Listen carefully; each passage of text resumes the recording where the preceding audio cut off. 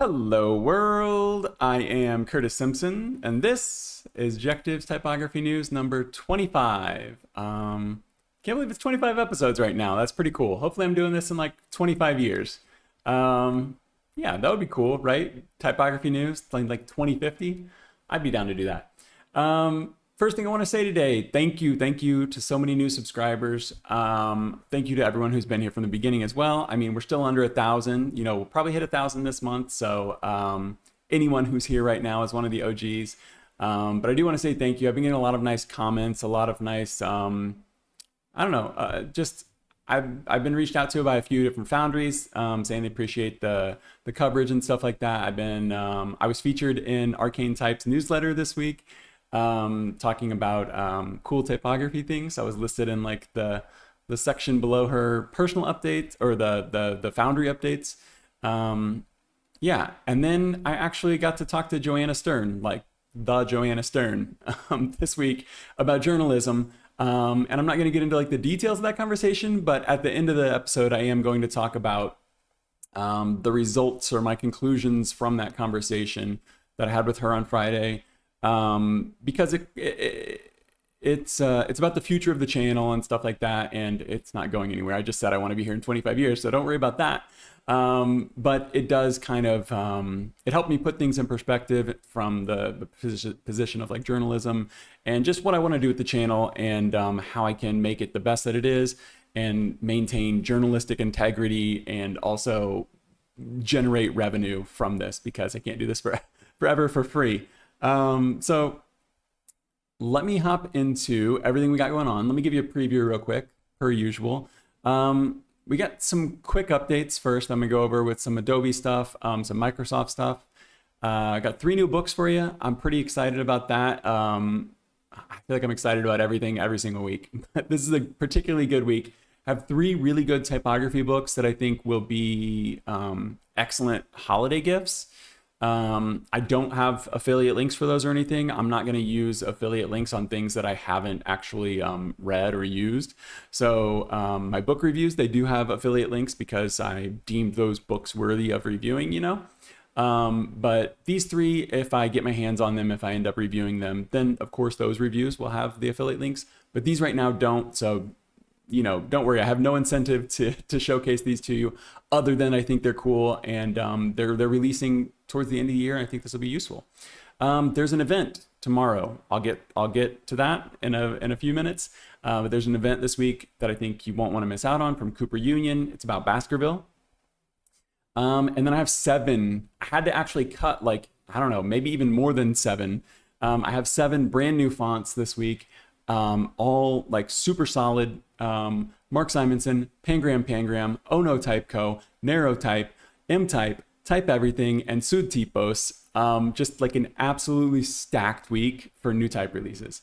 And then at the end of this, I'll come back to what I was talking about before with like the future of the channel and just what to expect from Jectives in 2026 and beyond. So I'm going to go ahead and switch, I'm going to go ahead and switch my screen, or switch the camera to the screen, and we'll get into these first 2 quick stories. The first one's from Adobe, so let me go ahead and switch to the screen cap here. Yeah, I'll just leave my face there for now. Hopefully I don't forget to turn it off. But so the first thing, you hear me talk a lot about affinity on this channel, but I know not everyone uses affinity. And maybe some of you don't use anything right now, or maybe you're using like, I don't know, open source software. Adobe is having a 50% off for Black Friday. So this ends on November 28th. So you got about another 12 days to take advantage of this if you want to. But basically what it is 50% off of Creative Cloud Pro. So that's like the package, the one with everything, every single Creative Cloud app, Photoshop, Illustrator, InDesign, Premiere, After Effects, literally everything, including the Firefly AI for about $35 a month, but it's billed annually. So this is the thing that Adobe gets you when they do these deals. It's very important to pay attention to the terms of service. All of this is linked in the description. So if you want to jump around, like usual, I say, if you want to jump around, jump ahead. If you're watching this in replay, All the links are there. If you're watching along with me, you can, follow along as I go through this stuff too. But you definitely want to check out the terms of service, because basically what happens is if you sign up for this and you pay $35, say you do like January and February, and you're like, this isn't worth $35 to me. They're going to hit you with like whatever, I think it's like half of what the rest of your bill would have been for the entirety of the year. They're going to hit you with like a fee for that. And they had to go to Congress, or they had to go in front of the U.S. government. I'm not sure which branch, in front of the U.S. government, talk about these shady practices and stuff like that. But it doesn't seem like they've stopped doing it. They've just made it a little bit more clear, I think, that you're going to be penalized if you try to get out of the annual contract. So I've done this before back when I used to use Adobe. I would sign up for these year-long things and get the discounts. And even when you're going to cancel, even if you're going to cancel Adobe or your year comes up, they'll try and bump your price up to like $70. If you say you're going to cancel, a lot of times they'll give you like, they'll be like, what can we do to get you to stay? Here, like have 1 month free. You'll say, no, I don't want to do that. And then they'll say, here, have it for another year for $35 a month. Then you can do that again if you want. It doesn't last forever though. And that was actually what made me end up like switching to Affinity, is that my little, getting the discount ended. And I was like, yeah, it's not going to be worth $70 a month for me. Among other things. Let's not get stuck on this for too long. Adobe is on sale.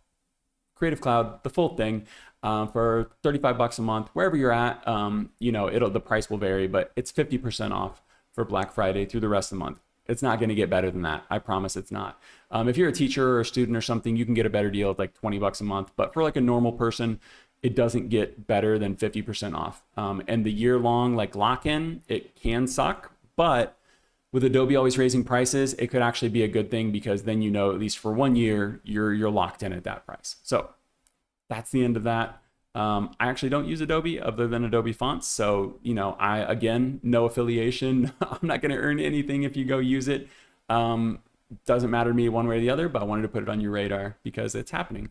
The next thing coming up, this is another small story, another quick story, I guess, but I found it interesting because we talked about something similar a few weeks, I think on Typography News 21. Yeah, Typography News number 21. We talked about Tiro Typeworks being able to release their typefaces that they created for Microsoft through their own foundry. And we talked about what the benefit of that would be. Basically, for the foundry, they earn a lot more money. They don't earn any money whenever you would use their fonts within the Microsoft apps.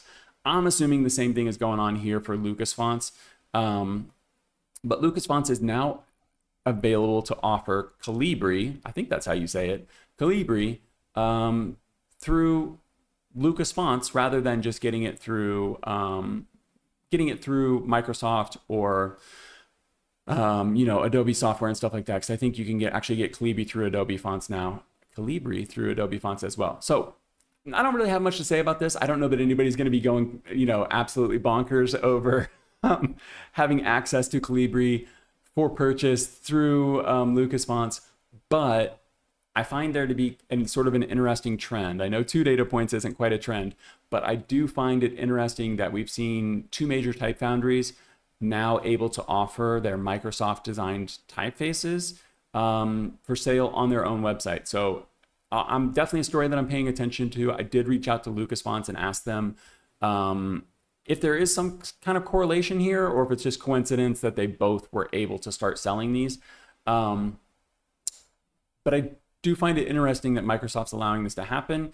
And they weren't designed in like the same year or anything. They weren't designed at the same time. The Tiro Typeworks ones were designed, some of them were designed back in the 90s. So it's not like, 20 years just ran out. I'm not sure what's going on, but it's an ongoing developing story that I'll be paying attention to. And when I get like a definitive answer on it, I'll let you know.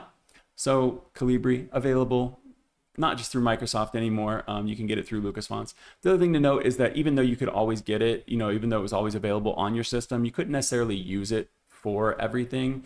So this gives you like the actual rights to be able to do some of that stuff. So this next one, I might have to actually, okay, here we go.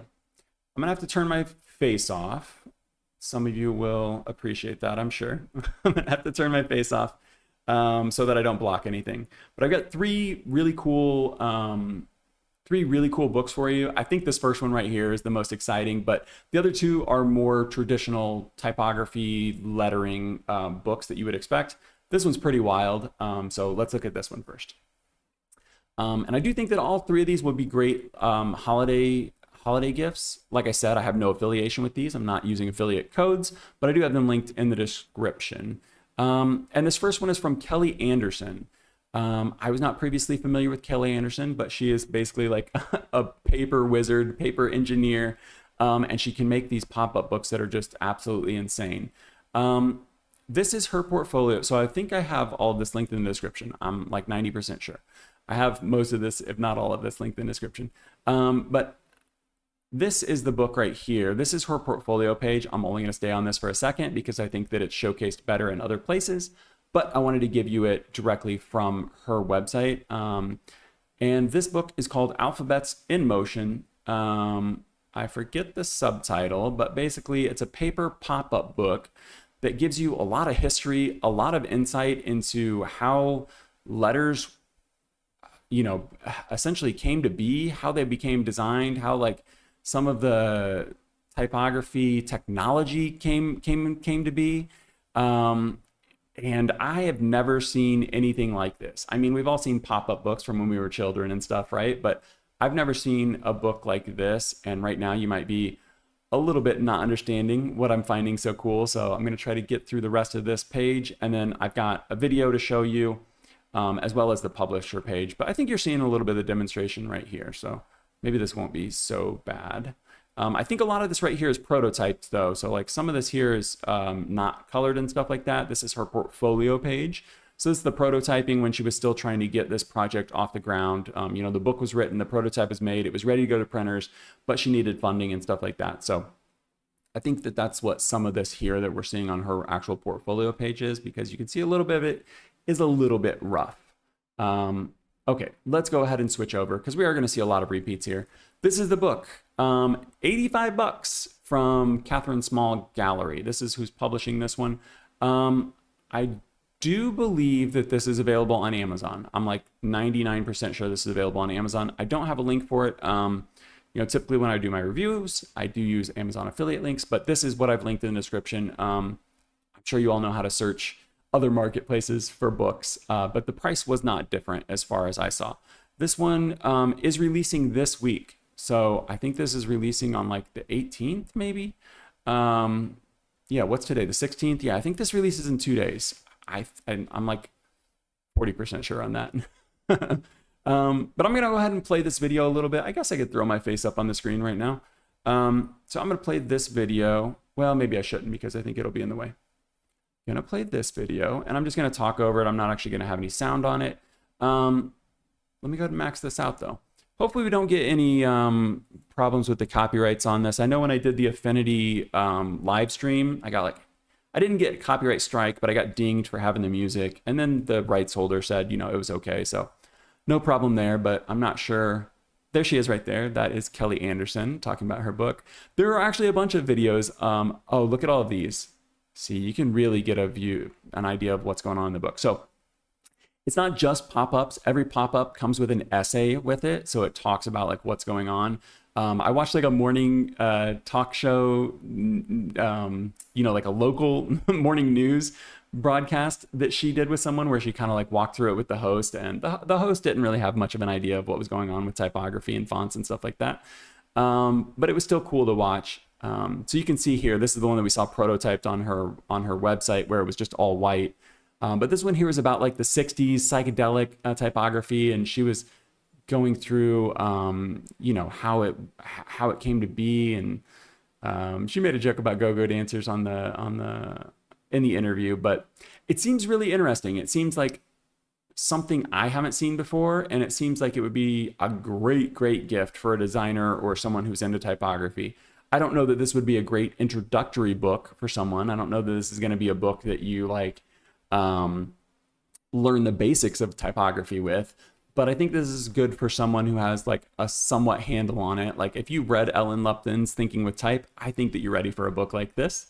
And I think that if I got this for Christmas, I would be pretty psyched. If I got this for my birthday, I'd be pretty psyched about it. So it's a little pricey, but I think that it's because there's just a ton of engineering and research and trial and error that went into this to actually make this. But I think that she'll be making the rounds. You'll probably see other people talking about this book. I won't linger on this for too much longer because I think you're probably getting the idea of what this is. But yeah, I would love to do a flip through on this next year. I'm not going to have time for it this year, but I would love to do a flip through of this book next year. So, here's the full name. Alphabets in Motion, How Letters Get Their Shapes pop-up book by Kelli Anderson. So there she is. Let's move on to the next one, and it is from the Letterform archive. I am going to open up Amazon here, but I did not link the Amazon page because I would rather just link to Letterform archive if I'm not using my affiliate code. But I did want to point out that it is available on Amazon, despite the fact that it is. So they're saying this is going to release on January 13th. So here's the difference between the version that's on Amazon and the version that's on Letterform archive. Oh, shoot, it's gone. Okay, just kidding. So you're not actually going to get this one before Christmas. Earlier this week, this one was still available. They still had copies of this one available, but now they seem to be all gone. The reason I was pulling up Amazon though is because I feel like the previews for it are a little bit better on Amazon. Some of these are nice, but you can't click into it and see anything more. So I would check out the description and stuff on Letterform archive. They're going to give you like full contents and all of this cool stuff. I guess maybe I should start with the title of this before I get too into the weeds. I don't speak French, so I don't know how to say this. I'm going to translate it as decorative letters, but a century of French sign painters' alphabets. If you get this on Letterform archive and you are a member, you get 10% off. So this is probably the cheapest place to get it, in current times. Maybe, in 5 or 10 years, this will be cheaper on another marketplace. But for now, I think that's probably the cheapest place to get it. And then it's priced exactly the same on Amazon. Prior to today, when I was planning to tell you that this would be great for a holiday book, you could get pre-orders for this. They were doing like an early release. So I'm not sure how many copies were available, but they were doing like an early release for this through Letterform archive. So you could actually get them for the holidays, but now those are no longer available. Let me go ahead and show you a few previews on Amazon. And then I do have a book, like a full flip through for you on Vimeo. And this one's linked in the description too. So what do I think this would be good for? I think that this would be great for, again, anybody who just likes typography, you don't know what to get them. I think that this would be a really good book to just flip through. It does have some like introductory essays and things like that, talking about, the different periods and the different sign paintings. But I think that this could serve as great inspiration and sort of like a history lesson. I personally don't know anything about French sign painting. So, I think it would be pretty cool to have this. It does say that the introduction is by Morgan Cohn. Let me check my notes real quick because I missed it on the screen there. It says, shoot. There it is. Morgan Cohn. I'm probably mispronouncing that because it does look like it's French. I'm going to let this flip through for a little bit, and I'm just going to talk over it. There is a full flip through. This goes through the entire book. It only takes 4 minutes. We're not going to sit through all 4 minutes of it, but I want to sit through long enough to give you an idea of what you're going to get. So there is quite a bit of body copy there, quite a bit of text. So they're going to be describing what's going on, give you a little bit of a history lesson, I think. And then a ton of inspiration for anyone who's into lettering, for anyone who's into typography, for anyone who's into graphic design. I think that this would be an incredible resource to, to practice with or to get inspiration from, or just to admire in general. Sometimes you don't need to actually like produce anything from looking at something beautiful. You can just look at it and learn. And I do think that can plant some seeds and stuff like that as well. So This video here that we're watching right now is on Vimeo. This is linked in the description, and this is from Letterform Archive. This is their flip through. But yeah, I think you get the idea of what's going on. Tons of alphabets.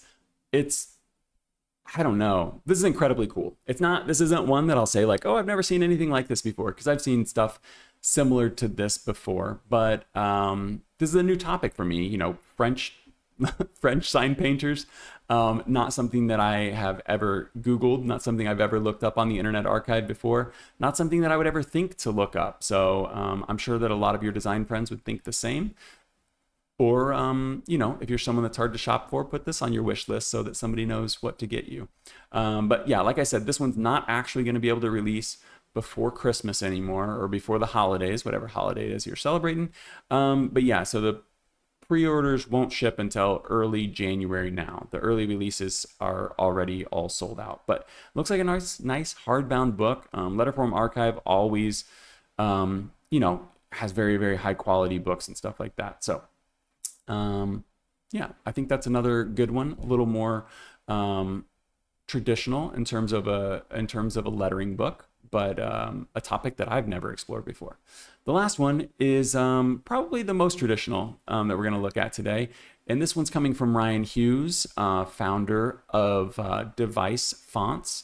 And this one's on Kickstarter. This one actually only has 3 days to go. So if you're watching this on Monday, it only has 2 days to go. But this one here is, I'm just going to go ahead and max this one out again. We'll just go for all 3 of them. I'll talk about this while it goes through. This is the 30th year, you know, basically essentially celebration of all of the typefaces to come out of Design Fonts. There are 300 typefaces, 600 pages, and there are some really interesting, you know, they call them rewards to be earned from the Kickstarter itself. We'll look at those after we get out of this video here. But I found those to be really interesting. The Kickstarter does end on November 20th. The goal's already met, so you don't have to worry. This book is going to get printed. But I do think that this is the best opportunity to get it during the Kickstarter, because if you're not aware, typically products end up being more expensive after the Kickstarter finishes, and you know, you're just buying it on the open market. And there's some cool you know, there's some cool things that you won't be able to get anywhere else. Let me show you what some of those cool things are. So they have the pledged amounts over here. Let me make sure my face isn't in the way. I don't like when gifts like go this fast. Yes, I say gifts with a hard G. But so you can pledge and just get the book and stuff like that.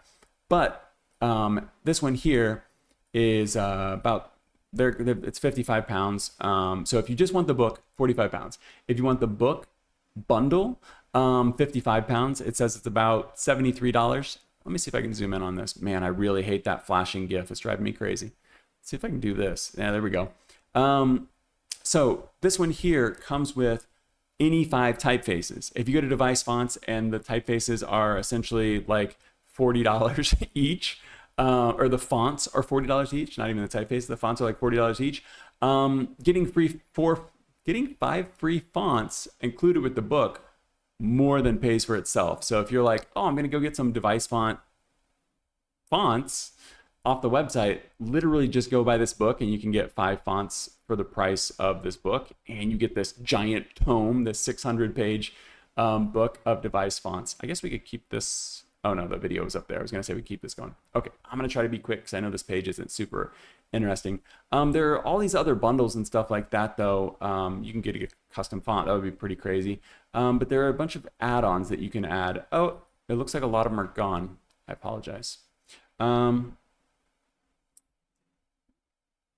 Yeah, you'd have to look through them yourself. There were a bunch of like extra books and stuff like that. It looks like a lot of them are gone now. But I mean, at a minimum, even if you were, if you just wanted the book, I think that the $60 price tag that's on there, the 45 pounds, is probably the cheapest that you're going to see this book for a while. Once it's on the open market for a little while, maybe the price will go down. But I would expect that when this book finishes the Kickstarter and releases, it'll cost more on the open market initially. And right now it's going to include like a few extra things no matter which one you get. But if you get this special bundle for £55 instead of 45, you get 5 fonts from Device Fonts, which I think pays for itself. So that's pretty cool. Let's move on. We've got an event coming up, and that is from Cooper Union. I'm going to go ahead and take I'll just leave my face on there. Hopefully it doesn't get too much in the way. I do have this one you can sign up for on Eventbrite if this loads. But I personally don't see any reason to do that. You could do it just to give Cooper Union your information, and they can, be able to market to you or whatever, and they can get a better idea of how many people are going to come. But what I would do is just use the YouTube link that I have put in the description. And you can see it's going live in 21 hours. So it's going to be live tomorrow in less than 21 hours, or in less than 24 hours, 21 hours. And it is called Small Performances, the Making of Baskerville's Typeface. And I'm actually just going to read the description right here. I know it's pretty small on your screen. Let's see if we can make it a little bit bigger. There we go. One person in waiting, that's me. The Baskerville typeface is familiar to billions of readers and users of standard computer software across the world. However, the story behind its creation by John Baskerville is much less widely known. This is true for me, for sure. This is in spite of the fact that he was England's foremost printer, and what he called his small performances in type design went forth to astonish all librarians of Europe. This talk, as part of the Herb Llewellyn lecture series, will introduce Baskerville, the man, the typeface, and some of the beautiful books that he and others created with his eponymous, is that right? Eponymous types. So Carolyn Archer Parry, I don't know if I'm saying that right, P-A-R-R-E with a little accent, is a professor of typography and co-director for the Center of Printing, History and Culture in Birmingham City University, University of Birmingham. So I think that this is one of the more interesting presentations from Cooper Union that have come out in recent times. This is one I've been looking forward to a while. If you're a longtime viewer, you know that I've already talked about this once, but I wanted to bring it up today because it's coming out tomorrow. So link is in the description. You don't actually have to sign up for the Eventbrite thing. I didn't even link it. You can if you want to, but just go ahead and add this to your watch later, and you can watch the live stream. Cooper Union's usually pretty good about leaving their replays on YouTube afterwards. But if not, maybe try to catch it live just in case. Let me check real quick. I typically find that their live replays stick around. Yeah, you can see these are all still on here. I missed the Type Tourist one, and I was able to watch that afterwards. So yeah, so these look like they're all still on here. I've talked about a bunch of these. I've watched a bunch of these. Really, really good stuff from Cooper Union, Type at Cooper. And this one about Baskervilles should be interesting. It's like the description says, like most everyone knows about the typeface Baskerville, but I don't think a lot of people know more than the Wikipedia entry about John Baskerville. I know about Mrs. Eves just because of the font Mrs. Eves, but that's about as far as my Baskerville knowledge goes. So I think that it would be good and entertaining and educational for everyone. Let's get into the typefaces, though. This is the biggest part of the show. I am going to turn off my face for this one because I definitely don't want my face to be on top of these fonts. I am actually doing this a little bit different today, and I'll get into why when I get to the end of the show. But suffice it to say, I think that these for today, I think that these what would you call them? The specimens and stuff like that are being offered from the foundries and from the designers, I think they're good enough to get through today without pulling up Affinity. I was putting a few different typefaces into Affinity that we're going to talk about today, but most of them didn't have trials, or I should say, I should say a lot of them don't have trials. And then also the trials that we do have are limited characters, and it really is not a good representation of the typeface. This is a problem that I'm hopefully going to be solving soon, and this was part of the conversation that I did have with Joanna Stern on Friday. So I'm pretty excited for the future of that, but for today we're just going to be looking at the specimens as they are shown on social media and the Foundry's websites, unless I decide we need to hop into Affinity real quick. So this first one is Hardcover, and this is from Mark Simonson, legend in the type industry. I am going to go ahead and tile this with his webpage here so that, let me tile this, so that I can read this while we also look at the Instagram post. I swear I'm not that old to call it the Instagram. So we can look at the Instagram post over on the right side. But let me go ahead and flip through this for you real quick, and you can kind of get an idea of what's going on. The same feature, or the same specimens are on both sides of this. So I'm actually just going to leave this on the hardcover on the thing there. It'll be flipping through on his page on the left side, and I'm just going to read this description for you. Hardcover 2025 is an elegant serif typeface intended for display use. It was one of my earliest typeface ideas, dating back to a sketch I did when I was working at trying to get this on there at the same time. I probably shouldn't have zoomed in on it too much. Let's just leave it like this. It was one of my earliest typeface ideas, dating back to a sketch I did when I was working at one of my first design jobs in 1978. This is almost 50 years ago. Inspired by the slick lettering I'd seen on mass market book covers. The capitals follow a classic Roman model reminiscent of Times New Roman, but with more modern, simplified forms. The lowercase and figures are constructed similar to the capitals, avoiding features typically associated with lowercase, such as ball terminals and angled serifs. Although it may be used in short blocks of text, hardcover is designed to be used large. It features matching italics and small caps for all weights and a set of dingbats. So, let's go ahead and untile these. We'll come back to Mark's website, but I think that right now, Instagram has the best version of this because we can make it the biggest. So this is hardcover. It probably looks somewhat familiar, and you know it's a it's a serif typeface. But he mentioned this being used for book covers, and I just wanted to point out a few details on here. If I can find the page that I was looking for, look at this NUM right here, and even the H in the E here. Look at the negative shapes that these create. I'm not a type designer, I'm a type enthusiast. But one thing I've heard type designers repeat again and again is that when you're designing a typeface, the negative space is just as important, if not more important, than the positive space. By that, I mean the shapes that are created between the letter forms are mandatory, are necessary to pay attention to. And it's clear Mark Simonson, master of his craft, clearly paid attention, because look how cool these negative shapes are between the N and the U and the M. There's just like a crazy flow to it. And then the H and the E there. Yeah, these, what do you call these? The brackets on these serifs here are just so smooth.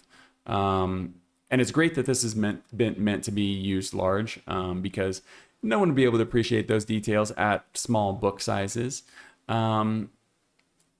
I would have liked to, and I probably should have, because this released pretty early in the week. I had plenty of time to ask him, but I should have asked him why he doesn't think that this would work good at text sizes. I think probably if we look at it here on his website, we could probably get a decent idea of why he doesn't think that. This would be the regular size right here that I'm making really big. And if we shrink that down to about the size that we would see on a website, yeah, it kind of falls apart a little bit. And then when you get up to semi-bold, you're probably getting a little too bold. So maybe it's just that there's a little bit too much contrast between like the serifs and stuff like that. Maybe it feels a little bit too weak. I'm not sure, but I mean, he's the expert, so I would have really liked to have asked him. Maybe I'll do that anyway, just for my own sanity. But you can see that it gets a little bit too frail at small sizes, and that's not even super small. I mean, if you were on a website, you'd be reading it at about that size, I guess. Yeah, that's pretty close to the UI. That's probably even a little bit bigger than the UI font size. And you can see that it's really, really tight. There's not enough spacing between the letters. So yeah, this is clearly made for large sizes. So we've seen the specimens here. We've seen the specimens on Instagram. There is also a blog post by Mark that was put out this week, November 10th, it looks like there.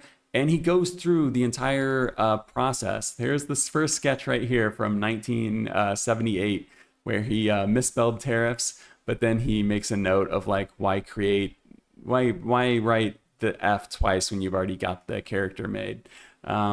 He actually came back to this in 2017, and it looks like he's got a draft of it right here. Yeah, so that was almost 40 years. We're talking 1978 to 2017. We're going on almost 50 years for this. I know not quite 50 years, but yeah, this is like a font that is 50 years in the making, essentially. And it shows. I mean, a lifetime of experience has, was able to, only a lifetime experience would be able to turn this into what we're seeing today. But I think it's really cool that we can look back on this and we can see his process and get a little bit of insight into how this was made. I really like when designers do these blog posts, even if they're simple, even if they're short. The one thing I did want to note, since we're actually talking about the font here, comes in 12 styles, 6 Roman, 6 italic. It is variable, so that's very nice to see. Nice modern font technology there. So if you purchase it, you'll actually get 14 fonts, but it's actually, wait, did I say 12? 1, 2, 3, 4, 5, 6, 7. I lied. Okay, 14, I apologize. 14 styles, 7 Roman, 7 italic. And then you also get 2 variable fonts included for that, one for italic, one for Roman. And then the glyph count is 686 by my calculation. That's not the official count. Let me see what else I have on my notes here real quick. Oh, I wanted to point out these features. So it does have the dingbats. We don't get to see what they all are. Has lining and old style figures, small caps, and then extended language support. You're not going to get all of the workhorse features out of this that you would get from like an actual Times New Roman or Mrs. Eads or something like that, but this isn't made for that. This is made for display. So that makes sense. There is no trial for this, unfortunately. So that's part of the reason I'm not showing this off today. There's no trial, but if you look at the top here, you can get this through the Typographer app. It does cost money, but you can use a free trial. We talked about this a few weeks ago. I'm still waiting for the Windows version to release so that I can give you a full demonstration of this, but we looked at it a little bit. But if you really want to test it out and you haven't used this yet, or you haven't used the free trial yet, you could get a free trial through typographer.com. Get the app, test this out. But right now you can only do that if you have a Mac. And then I think this is like $9 a month if you've already used once you use the 30-day free trial. The last thing I wanted to point out was the pricing and stuff like that. So there's no trials, but we always need to look at the pricing and the license because it can be as great as it wants to be. But if you can't afford it and if the license sucks, then there's no reason to bother. There's so many great fonts that are out right now. But we're talking about a font from Mark Simonson, new release, and it's coming in at $270 for the family. So $270 for the family on desktop.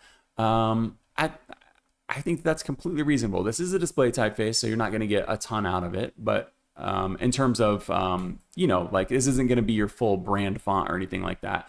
But you could definitely set all of your headlines in this, and I think that would be pretty amazing. The one thing I will point out is that the web and the app license are not perpetual. So if that's a deal breaker for you, that's something to consider.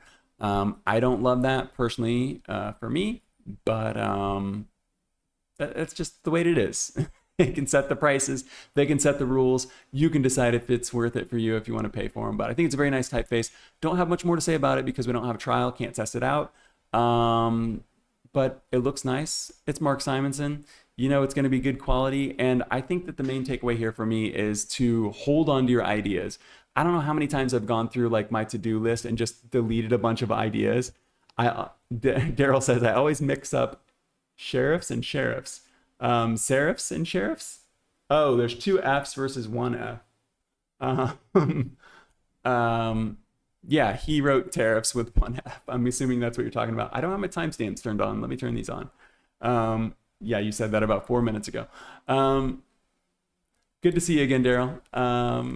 Nice to see you. I probably should have scheduled this, the live stream, because I think we're not going to have as many people in here since I didn't schedule it. Laziness, unpreparedness on my part. But we're here. everybody else can watch it on replay, I guess. But my biggest takeaway from this was to not delete, not get rid of your ideas. You know, he sat on this one for almost 50 years. He sat on this for 40 years before he came back to it the first time, sat on it for another 8 years before he actually released it. And I think it's just really cool that, you know, that ideas can kind of sit and I can't think of the word, but they can like evolve. They can just like sit dormant in your brain essentially for 40 or 50 years. I'm not even 40 or 50 years old, but they can sit there for that long and then turn into something later on. So don't delete your ideas. Don't delete your to-do list. Don't delete your old sketches. Keep your notebooks because someday they might, you know, turn into the gold that we're seeing today with these typeface releases. Next one is from Pangram Pangram. I'm going to turn my face off again. This one's from Pangram Pangram, and it is a geometric sans serif. We did talk about this a few episodes ago, episode 21. There was a teaser for it, so I thought maybe it would come out on episode 22. It didn't, but it's here now. It's really, really nice. Inspired by a combination of Futura and avant-garde. Let me go ahead and read the description for you. I think that's the most objective way to go about this. And then we'll look at all of these incredible specimens and talk about the typeface a little bit. So the description here says, your future go-to geometric. So this was before it was released. Rooted in the legacy of 20th century modernism, Frama draws from the clarity of Futura and expressive geometry of avant-garde, yet establishes its own rhythm. Beneath its apparent simplicity lies a careful play of proportions, bringing both precision and warmth to each word. So I did think, I'm trying to see what order I want to do this. Right now we're stuck on this page right here. We're not actually stuck, but I stopped on this page because you're seeing already there are alternate characters for this. So you're not stuck with just like one style of A, G, 6, Q. We've already got alternates for those. I'm going to go ahead and flip through this one since we're already on it and look at these specimens because I think they're amazing, but I do want to come back to the, I want to look at the PDF, I want to look at the website, and then we're going to come back to these specimens in general. But you can see the clear influence here, especially from Futura, but there's some clear avant-garde in there as well. But one thing they did note is that they wanted to make this a little less, wait, was this the one? No. Yeah, they wanted to allow a little bit of space for irregularities. And the quote that I found most interesting was, the desire to capture a sense of order, but with edges that aren't entirely polished. And you could probably see a little bit of that coming through in these specimens already. Man, I love the vibe that these are setting. Okay, so that's only one specimen, set of specimens we're looking through. I do want to pull up the PDF. I thought I had this open already. I'm going to pull it open right now. Super fast, because I have it open over here. PP Frama. Because I wanted to point out some of the details on this before we get into ogling all of the specimens. So this is PP Frama. There are 28 styles. So there's PP Frama and then there's PP Frama text. The main difference here is the spacing. I pulled these both up in Affinity. I said I wasn't going to look at Affinity too much, but you can see there's some slight differences. The bowls on the text version are a little bit bigger than the standard display text or display version. But for the most part, the biggest difference you're going to notice is the spacing that's built into the text itself. Going to try to stay out of Affinity. But just to point out, there are 18 Frama. So there's 9 Roman, 9 italic, and there's 10 Frama text. So then you've got the same thing, 5 Roman, 5 italic, 27 OpenType features. There are 1,000, you can see here. I don't know if you'll actually be able to see that. 1,056 glyphs for the PP Frama and 1,082 glyphs for PP Frama text. I did throw this into Wacom Fondue, and it showed that there were 27 OpenType features and actually 1 extra glyph on each of these. So when I threw this into Wacom Fondue, I got 1,057 and 1,083. So they're underselling it just a little bit. The great thing about Pangram Pangram is that they do offer, I mean, there are a lot of things to like about Pangram Pangram, but one great thing to like about Pangram Pangram is that they offer full trials. So you can go get this on their website, full trial font with all of the characters, all of the open type features, and you can really test this one out. So I really, really, really appreciate that. In a world where, you know, the other foundries give you super limited character sets or no trial at all. Evie says, very sleek font. I agree. Welcome back, Evie. Nice to see you again. Yeah, I'm really a fan of this one. We're only going to spend a couple more seconds, not minutes, seconds, in the this PDF here, because I just want to showcase a few of the open type features, and then we'll go look at these specimens, because I really do think that's the highlight to look at here. So you've got 4 different types of A's. You've got the one that got 2 different versions of the single story A and 2 different versions of double story A, basically tail versus no tail. But then you've got tails on a lot of different characters, the T's, the L's, so, and even the Q here. So you could get something that was pretty Futura-ish, or you could get something that was a little bit more legible with the tails on it. And then they do go through some accents and things like that, things that I don't understand. But I thought that this right here was super cool. So there's 2 different types of G's. That's not anything new. But look at this double G ligature. I don't know why that's so cool to me. I don't know if I've ever seen a double G ligature, but I've definitely never seen one like this. You know, it's like a fake 3rd story G. Like, it looks like it would have 3 stories. It would be like binocular G, but then it cuts off. But these 2 stuck together, it almost looks like Arabic or something like that, with those long horizontal strokes. But yeah, so here's some open type features. This isn't going to be something, you know, groundbreaking. It's not going to be something you've never seen before. A couple of different ampersands, a couple of different euros. It's not going to be something you've never seen before. What I think really sets apart any of these geometric sans serifs that are releasing now, that are competing with Futura or something like that, or even with Futura 100 that we saw released by Type Together recently, is the features that it comes with it. So we've seen some of the features there, but I saw a post recently on Instagram, and I did reply to it, asking, somebody wanted to know how they get their typefaces out there, how they get noticed. And they talked about a couple of type designers that they thought were doing well on Instagram. And I made 2 notes for them. And I don't know if these are the right answers, but my 2 pieces of advice were, number 1, get a newsletter, because I get all of my typography news from the Foundry newsletters. I don't want to rely on some algorithm to show me when a new typeface releases. I want to know from the Foundry. So almost every Foundry has a newsletter. And I think, let me go ahead and put my face cam on since we're on Instagram. And I think that having a newsletter is just the best way for foundries to get to consistently reach their audience. If someone signs up for a newsletter, they're definitely into typography. They're definitely into your typography. But look at all these different, it's called an umlaut. Does anybody know? Look at all these different U's. So I know that some places use different accents differently in different regions. So I think that might be what's going on here. I'm not sure. Maybe they're just stylistic, but it looks really cool. And the second thing that I gave this person for advice was specimens. I will spend way more time than I need to looking at specimens for new typefaces or old typefaces, if the specimens are nice. I'm not going to throw any shade here at Mark Simonson at all. He's a legend. But look at these specimens right here. You know, all that we're getting to see, and we've only clicked through 2 or 3 of these so far. We're halfway through this one. Compare this versus like a web page like this, you know, where this is what you're looking at for the fonts, or even this here. This is cool, but I can't even really see one entire specimen on the screen at a time. Mark's old school. There's no denying that.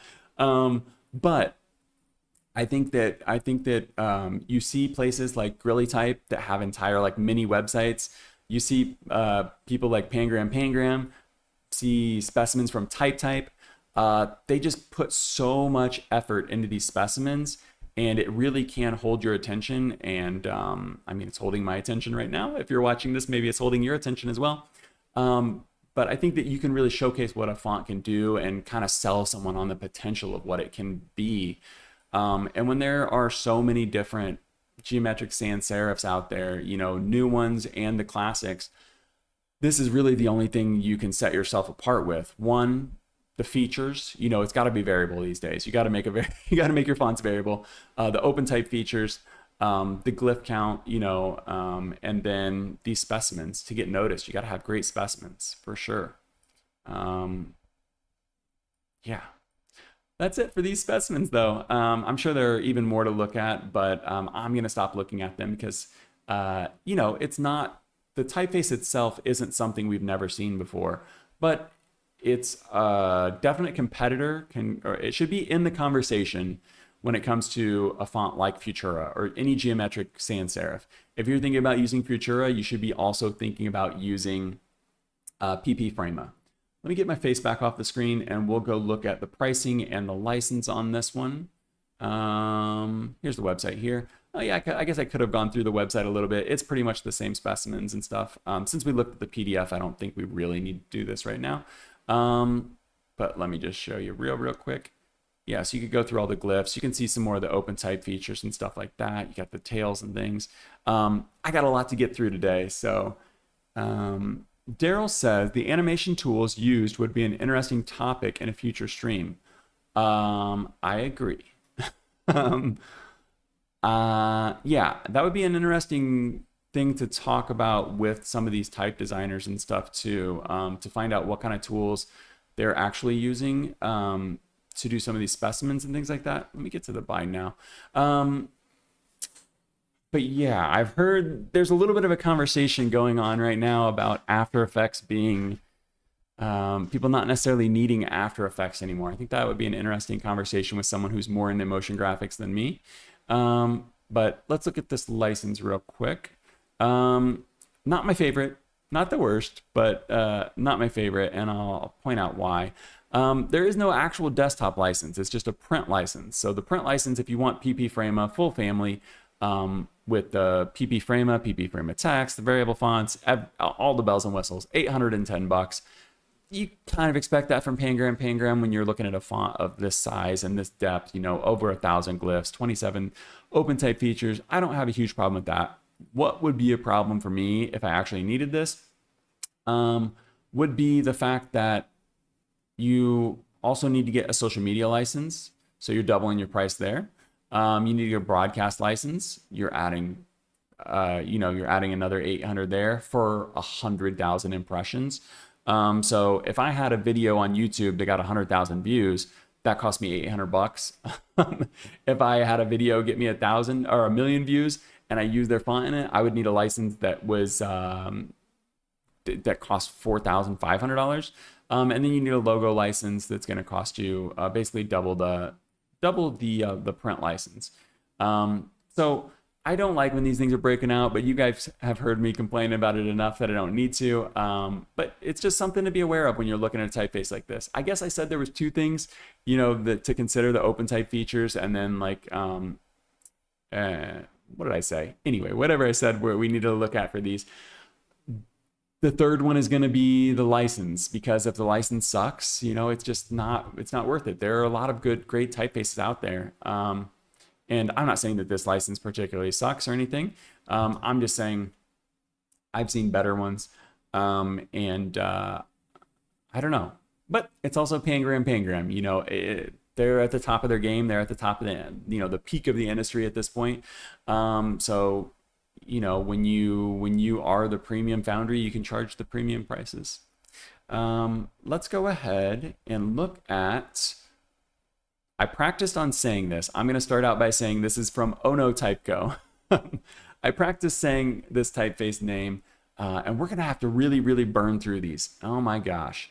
Yeah, I've spent way too much time dawdling over all of these things. We've only got 30 minutes, and I actually wanted to spend like 15 minutes talking about the future of the channel. Okay, guys, I apologize. These next 5 typefaces aren't going to get all the love that they deserve, but I'm really going to have to burn through these quickly. This one's from Ono Typeco. A lot of us are probably familiar with them. They worked on the Affinity rebrand. They didn't do that logo, but they did do the typeface, the typography that logo was derived from, essentially. It came from one of their typefaces called Swear. Not what we're talking about today. Today we're talking about this one here from, I don't know if I'm going to say this name right or not, Julian Priez. Julian Priez and James Edmondson worked on this together. This one is really, really interesting. I would have loved to play around with the features that come along with this one, but the trial license doesn't come with the cool features. Let me demonstrate. Let me show you what these are real quick in the PDF specimen, because I think that this does the best job of showcasing it. So you do get this just traditional, sans serif typeface. Not anything super groundbreaking. You've got some open type features here, make it a little more legible, do your fractions, do your numbers, cool. Here's what really, really, really sets this apart. So there is, let me try to say this word, Montreuil.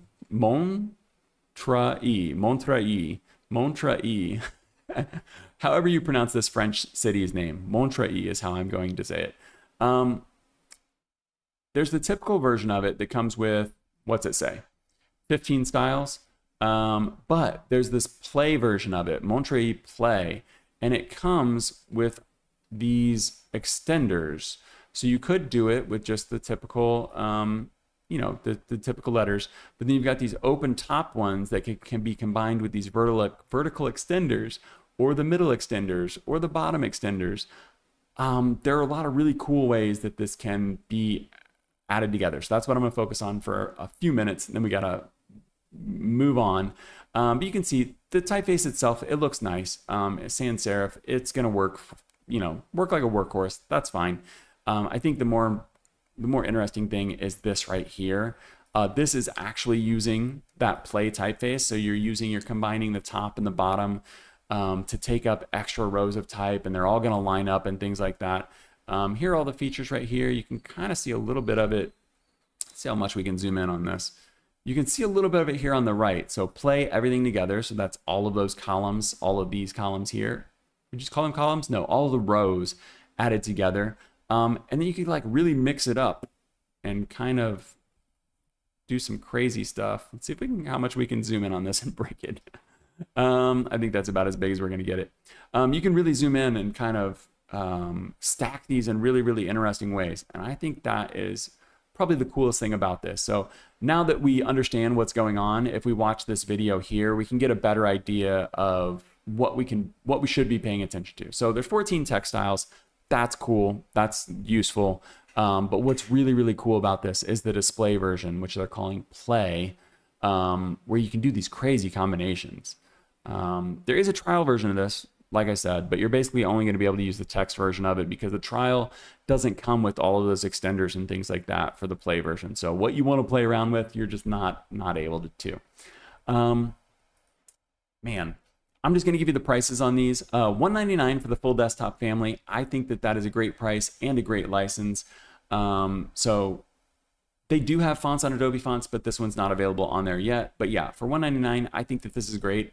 Let me just point this out real quick, because if you only wanted the play type family, which I think is what the biggest part is, I mean, you want to definitely combine them, but if you only wanted the play type family just to play around with, $19. That seems insane, doesn't it? $19 for that. I don't know. That seems so cool to only cost $19. But the entire thing, $199 is pretty reasonable in my opinion. Variable font, 7 Roman, 7 italic, and then the 1 play style, this one here that you can combine together. Yeah, great price, great license, in my opinion. That is pretty subjective. The next one is from Neotype, and this one is Neolit. I'm assuming that's a nod to literature. Here is the specimen right here on Instagram. I'm going to focus on this since we are at a loss for time right now. Workhorse serif in 6 weights with italics. I'll go ahead and read their description for you because I think that it is pretty accurate. I think it's a good description. This is Neotype's description. Introducing Neolit, a serif typeface shaped by time, refined for the present. Okay, that's pretty marketing. But Rooted in transitional serif traditions, Neolit takes a contemporary turn with sharp detailing, tense curves, and subtly condensed structure. Designed to balance clarity and character, it performs confidently from long-form reading to bold display work. With 12 styles, true italics, extended Latin support, and rich OpenType features, Neolit is made to adapt, whether in books, magazines, identity systems, or branding. I'm going to point out my favorite feature of this, and it's so dumb, you probably won't care, but you probably get an idea of what this is. It's a nice workhorse traditional or transitional serif font. It looks nice. It's nice and clean. Price on this is 299 euros for the family on desktop. The license is okay. They do break out the logo on this one. But what I want to point out is in these specimens right here, and I've never seen this before. Maybe you have. And it's this. These numbers here, we've seen the circled numbers. We've seen the squared numbers. You know, we saw the traditional squared numbers right here. They do come in the traditional squares, but you've got these italic squares or these italics boxes, and you also have italicized circles. I asked them on Instagram. They confirmed they have both of those. I did ask why they did it because I haven't ever seen it before, and their answer was pretty boring. Just they wanted it to be more versatile. But I do think that it does add versatility to it because I don't think there are probably going to be a ton of instances where you want to use italicized figures that are in boxes or circles. But if you ever did come to that, you know, that moment where you wanted to, this is the font you can do it with. So I think this is really, really nice. I wish I had more time to sit here and talk about it. Narrow type, Neolit, decent price, solid collection of fonts. Like I said, 12 total styles, 6 Roman, 6 italic. It is variable, gotta have variable. Glyph count of 670. I think that's enough for a workhorse for sure. That was my estimation based on this glyph here. I kind of did count the rows and columns and got about 670. You can see some of the OpenType features here. But yeah, let's go ahead and move on to the next one. The next one is another wild one. This one is Compressium by Emtype. And let me go ahead and open up the PDF specimen because I do think this one has an interesting way that they came about creating this one. And it is by doing this. So they said that it's based off of number 7. There are basically 7 different numbered widths here. Number 1 being the most compressed, number 7 being the most normal.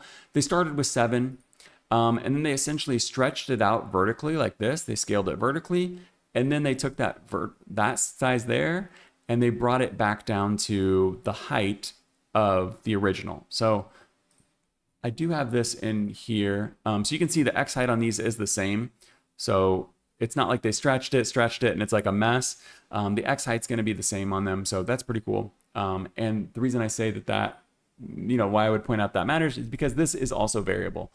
So we don't need to look through the entire PDF. I just wanted to showcase that one detail about how this was made, and then we can look at some of these specimens on here. This one here is interesting because they're showing how this is scaled, but I don't think that you could actually do this with the font. The trial version that I have is not variable. It's just the static weights. Or the static widths and weights. But this does have 2 axes as far as I understand. One for the width, one for the weight.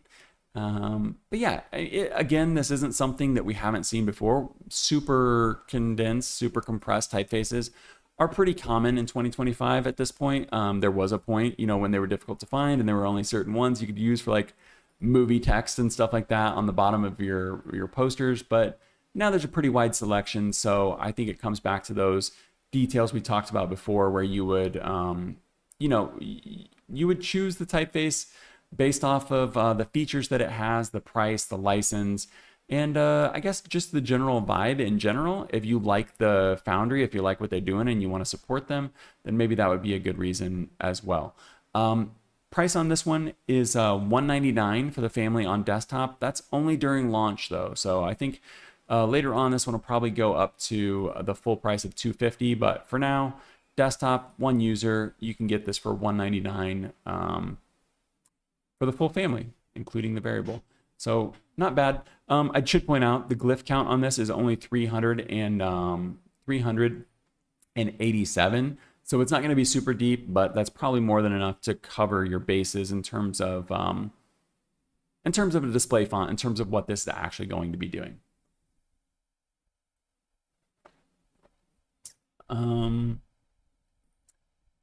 Another one here that's not doing something incredibly different than what we've seen before, and that is an antique olive revival. And I wouldn't say that this is a direct revival. Typically, I would pull up antique olive and set it side by side. But this one is called Olivo, and it is by Typeverything. As you can see, there are 8 styles. No italics on this one, just light up to heavy. So we can get an idea real quick here. I'm going to go ahead and show some of the features that I think are the most interesting with this one, because there are more than enough antique olive revivals. One thing I found interesting and a little bit strange, I'm going to come back to those @ symbols. Don't worry, is the ink traps on this one.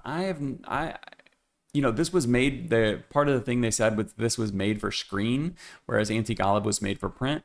I don't know why you're adding these giant ink traps in here, because to me on the screen, these don't look that beautiful.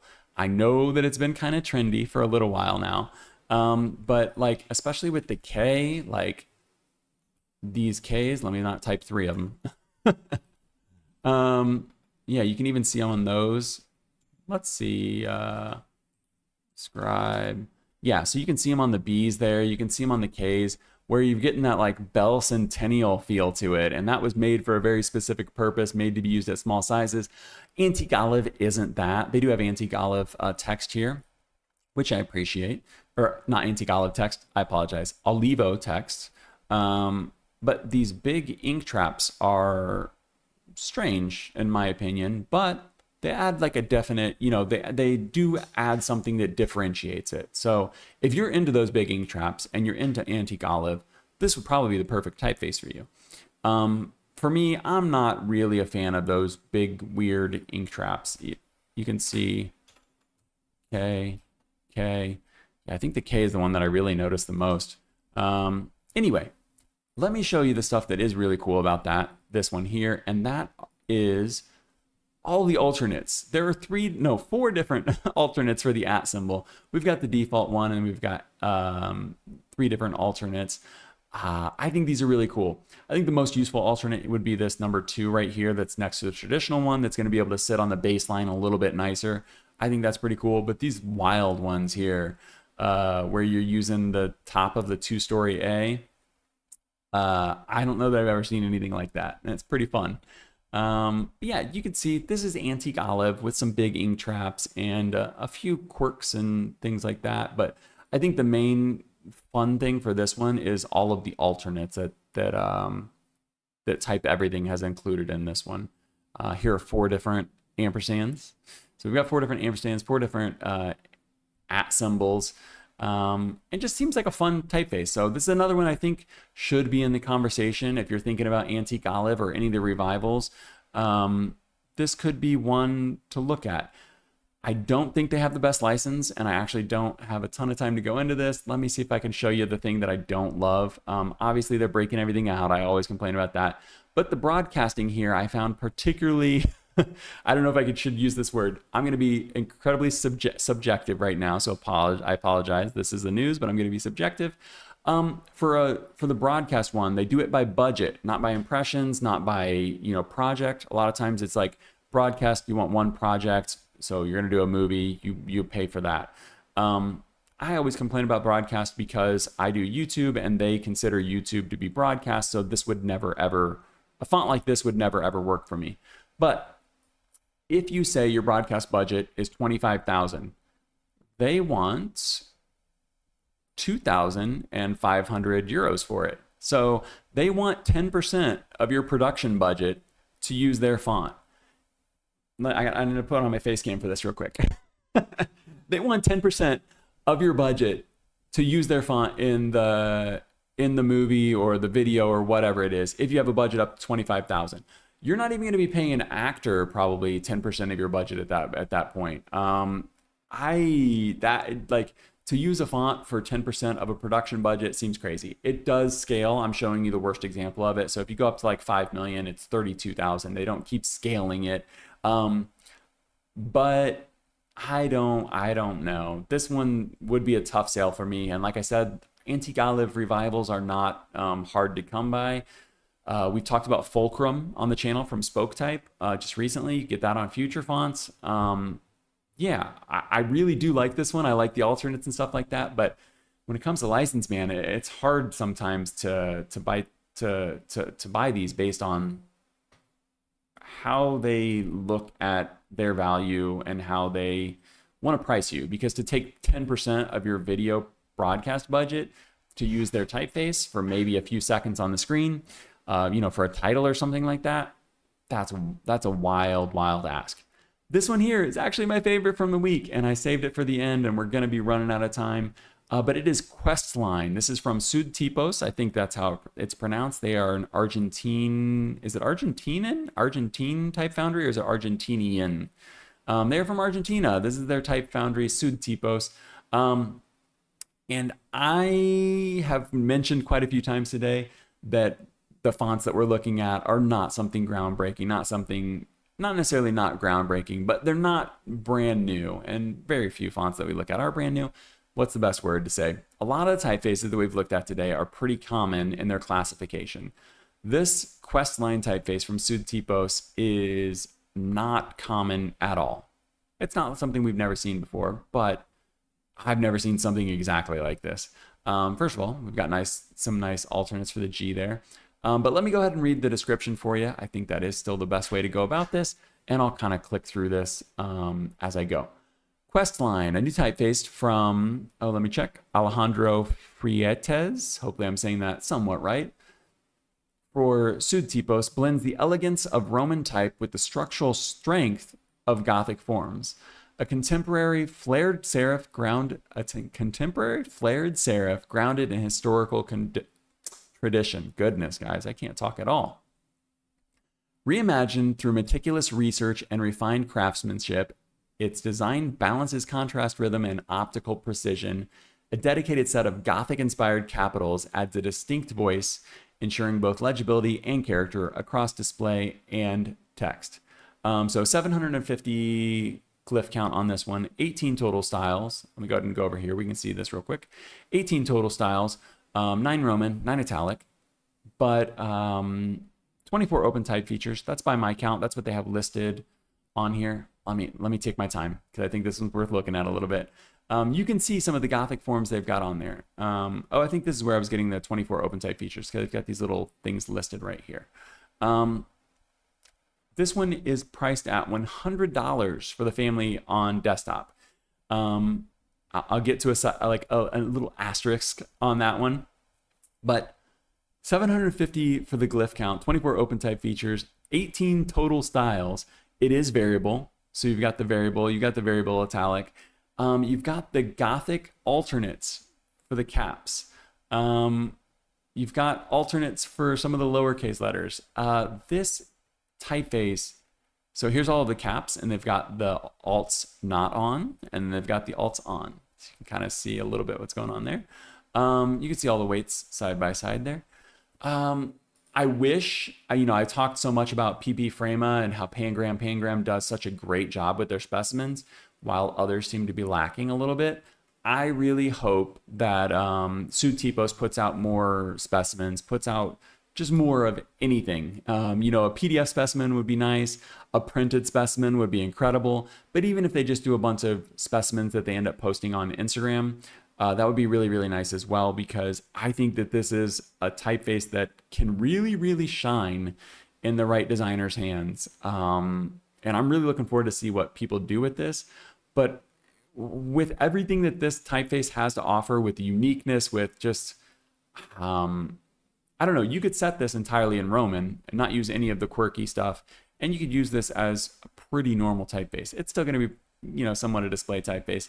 But everything you're getting out of this, the price seems insane compared to everything else we've seen today.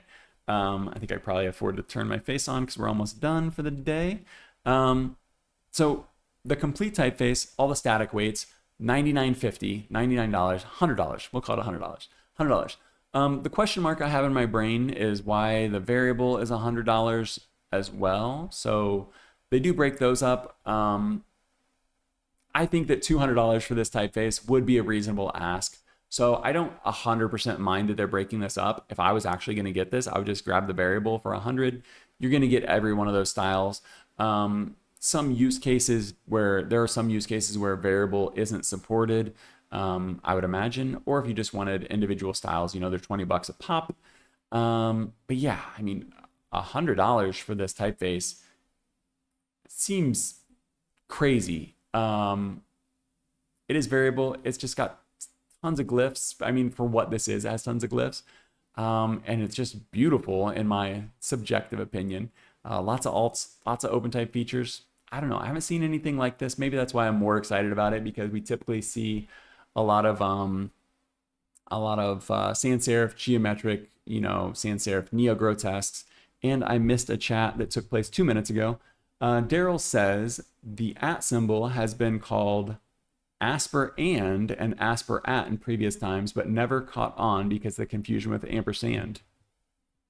Type history lesson from Daryl here. The @ symbol has been called the asper and the asper at in previous times, but never caught on because of the confusion with the ampersand. That makes sense. I did learn, I'm not sure if this is true, I think it's true. I did learn that the ampersand came from saying and per se and. Like, it used to be a letter in the alphabet, and kids would say it so fast when they were saying the alphabet that they would say ampersand and it became called the ampersand.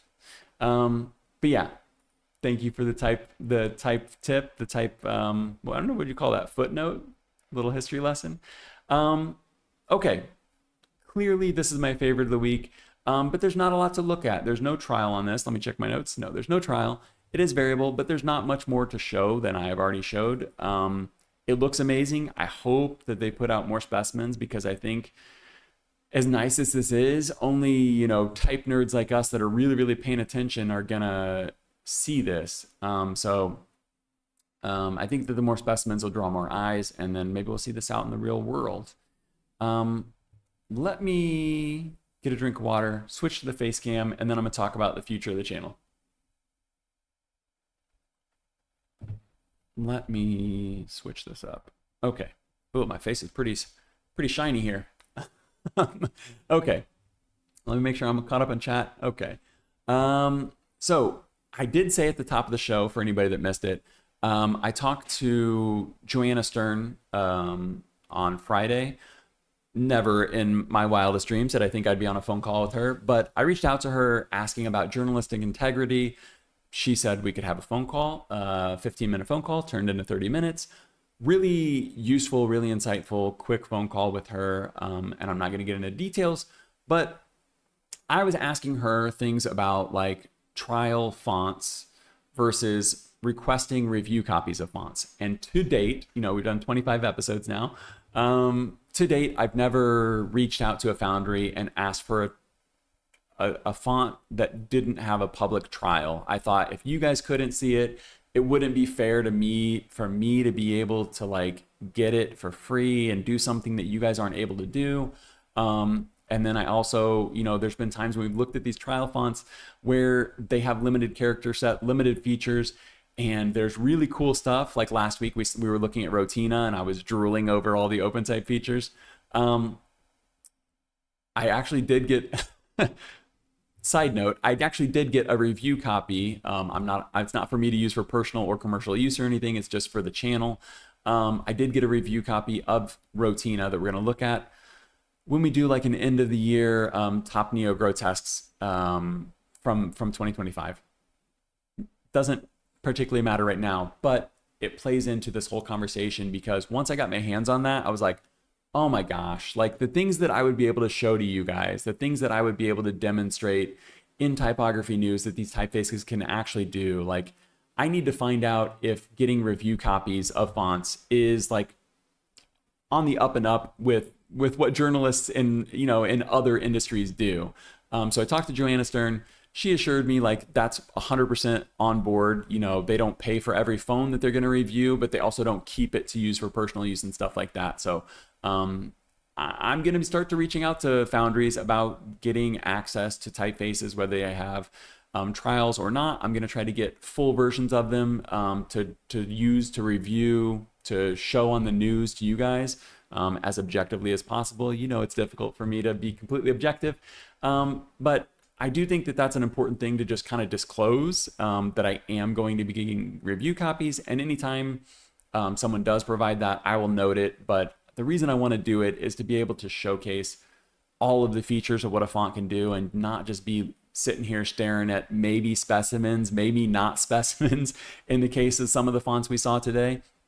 It's hard to really judge a typeface without being able to experience it. So that's number one. Number two, books. I've paid for all the books that I have that I've reviewed so far. I've paid for the stack of books waiting to be reviewed. But in the future, there is 100%, I would say there's like a non-zero chance. I don't want to say 100%. There's a non-zero chance that I will ask for review copies for books. So I want that to be clear. Also, you know, I would disclose that if I was ever going to do that, so that there wasn't any sort of like me getting a book to review for free and then some expectation that I'm going to give a positive review based on that. I'm not 100% decided on the books. You guys can let me know what you think. Daryl says it would be a great service to the type community. Foundries should be pleased to offer review copies. Might have to lengthen the stream time though. Yeah, that's my biggest worry, right?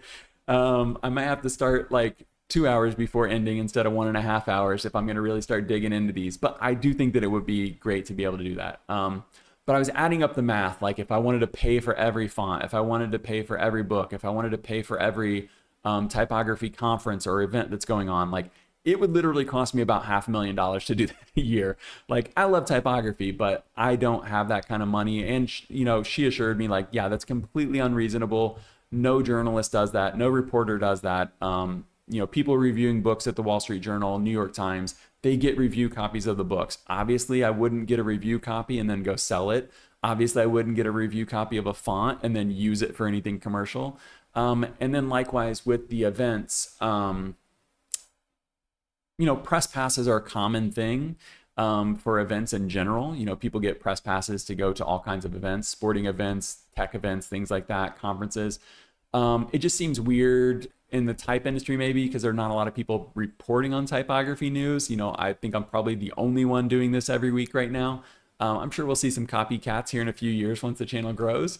But that's another thing where like I want to go to these events. I want to go to these not workshops per se, but like I want to go to the events. I want to be able to interview people. I want to be able to report accurately to you guys about what took place. But man, sometimes the events are $500,000 and there are multiple events every month. Again, it just comes down to like, I would love to just be able to pay for everything out of pocket, and there be absolutely no way that anyone could suggest that I was like, you know, a shill or something like that. But I was assured by Joanna that like this is standard practice in for reporters, for journalists, for reviewers. So I want to put it out there where my head's at for you guys. I'm going to finalize sort of my ethics policy at the end of this year and have like a public policy published on the website, and we'll talk about it again on the channel. But I do want to kind of throw this out there to get any feedback. If anyone's like, no, fuck you, Curtis, don't do like, don't get free stuff because then you'll be influenced. I do think they would really help me do my job here. And I think it would really help be able to like demonstrate what you'd really be getting from a typeface rather than just looking at specimens or trials. You know, there are other rare occasions where Pangram Pangram or Fabio Hogg let everyone have a full trial version of it. Daryl says a lot of streamers do giveaways to their audience with the books they receive. Yeah, I think giveaways or donating to charity is what is what Joanna said a lot of people do. Some of the review books they like give back to the foundries and stuff. I'd have to figure out what the policy would be, but I would like to be able to reference the books and the fonts and stuff for ongoing purposes. You know, in the future, if we were comparing one book to another book, I would love to be able to do that. So I just want to put it put it out there, like where I'm sitting with this and what my plan is. My plan is to be able to provide a lot more content, and I'm pretty excited about it, being able to have access, hopefully, to full versions of fonts, access to more books, and access to more events. The fonts are the main thing, but the events are number 2 for me, and the books are number 3. I don't mind paying for books. You know, I'm pretty slow at reviewing them, but I do think it would be useful. You know, we looked at the books today. I think between those 3 books, it would end up costing, I don't know, $200 to get all 3 books. And that's just what's releasing right now that I'm paying attention to. So yeah, I guess that's going to be it for today. I appreciate everyone that's been hanging out. Like I said, episode number 25. I hope I can do this for like 25 years.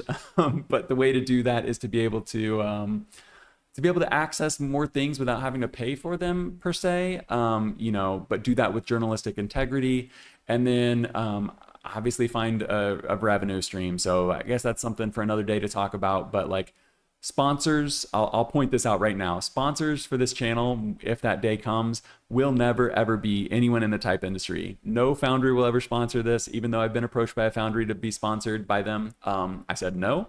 No foundry will ever sponsor, no marketplace will ever sponsor. As much as I love Affinity, I wouldn't even let Affinity sponsor the channel because they would be competitor to Adobe, and we got to talk about Adobe fonts. We got to talk about Adobe. Like I can't have any of those conflicts. But people not in the type industry, people not making the tools that typographers and designers use, it's pretty fair game. Luckily, this is pretty niche, so I apologize. I know sponsored ads and stuff like that are annoying, but gotta find a source of revenue and gotta have access to these things. So I'm gonna be finalizing that by the end of the year. We'll figure out what it looks like, but I did want to, you know, you guys are the OGs. You're here before I even hit 1,000, so I want to make sure that if you guys have some sort of input or opinions on it, you can let me know. Access to more subscribers. Let's hope so, Daryl. Yeah, I'm really grateful for everyone that's here now. I mean, you guys will be able to say like we were here before 1,000. But yeah, I'm really, really appreciative of everyone that's here, even if the channel never grew. But I do expect that it will. I think that a lot more people are interested in typography, and I don't know, we see all the cool stuff that's coming out every week. I don't know how people can't be excited about typography. But yeah, Daryl, you might be right. I might have to extend the stream once I get access to more fonts and things like that, because we'll have so much more to look at. But that's going to be all for me today. I'll be back next week with Typography News number 26, and we'll do it all over again. So thanks for hanging out. And if you're watching on replay, thanks for watching on replay. I'll see you guys next week. Bye.